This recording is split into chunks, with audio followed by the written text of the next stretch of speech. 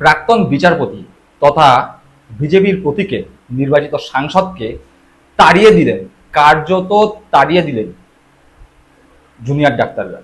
কি হয়েছে সেই ঘটনা আপনারা ইতিমধ্যে সবাই জানেন, শুধু আমি বা আপনি নন, গোটা পশ্চিমবাংলার প্রত্যেকটি প্রান্তের মানুষ জানে। আরজিকর হাসপাতালে একটি নারকীয় পাশবিক ঘটনা ঘটে গিয়েছে।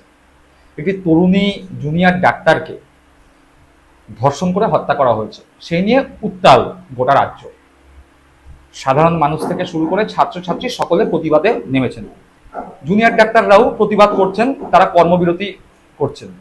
যদিও কর্মবিরতি কতটা সমর্থনযোগ্য সেটি তর্ক সাপেক্ষ, আজকের পর্বে সেসব নিয়ে আলোচনায় যাচ্ছি না। কি ঘটনা ঘটেছিল গতকালকে সেটাই আজকের মূল প্রতিবাদ্য বিষয়। কি হলো, জুনিয়র ডাক্তাররা প্রতিবাদ করছিলেন, জুনিয়র ডাক্তাররা আন্দোলন করছিলেন।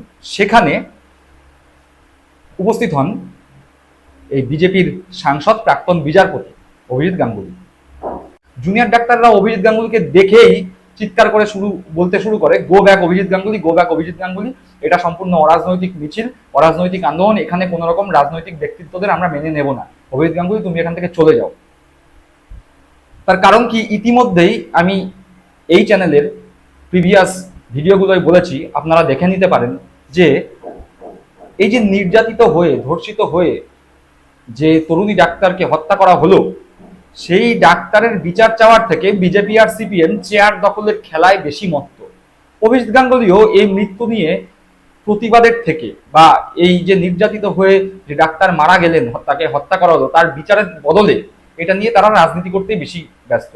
মৃতদেহের উপর রাজনীতি যেন বিজেপি আর সিপিএম এর সমার্থক শব্দ হয়ে গেছে। তাই মৃতদেহ পেয়ে সেখানে রাজনীতি করতে পৌঁছে গিয়েছিলেন অভিজিৎ গাঙ্গুলি। বাংলার মানুষ, আমি এর আগেও বলেছি, বাংলার মানুষ ধীরে ধীরে বুঝতে শুরু করে দিয়েছে, যতটা না প্রতিবাদ, যতটা না বিচার, তার থেকে বিজেপি আর সিপিএম চাইছে এটা নিয়ে রাজনীতি করতে। জুনিয়র ডাক্তাররাও সেটা বুঝেছেন। ফলে অভিজিৎ গাঙ্গুলিকে দেখার সঙ্গে সঙ্গে তারা তেলে বেগুনে জ্বলে উঠে সঙ্গে সঙ্গে বলেছেন যে অভিজিৎ গাঙ্গুলি গো ব্যাক। দেখে নিন ছোট্ট ভিডিও ক্লিপ, যে ঘটনাটি ঘটেছিল।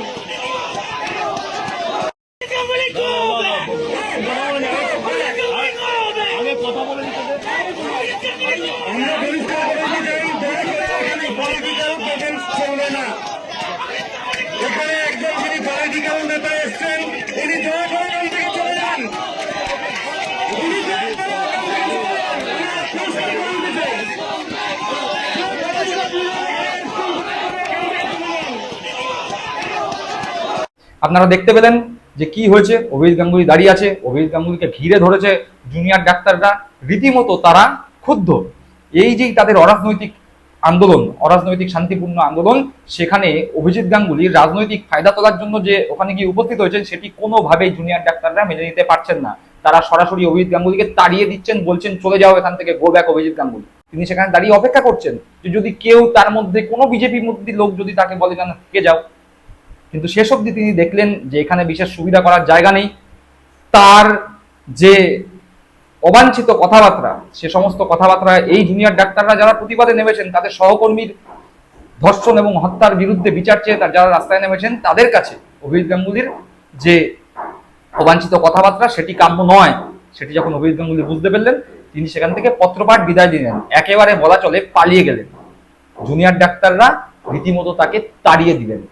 এরকম নির্লজ্জ একজন মানুষ যে রাজনৈতিক ফায়দা তোলার জন্য ওখানে গিয়েছিলেন বিচার চাওয়ার বদলে, যিনি একসময় বিচারপতি ছিলেন, তার কি উচিত যে একটি নারকীয় ঘটনা, একটি পাশবিক ঘটনা, সেই ঘটনার বিচারের বদলে সেটিকে নিয়ে রাজনীতি করা?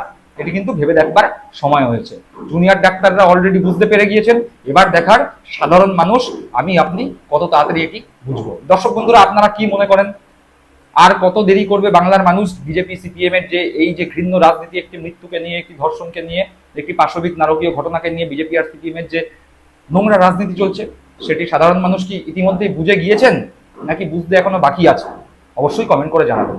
ভালো থাকবেন, সুস্থ থাকবেন। জয় হিন্দ, বন্দে মাতরম।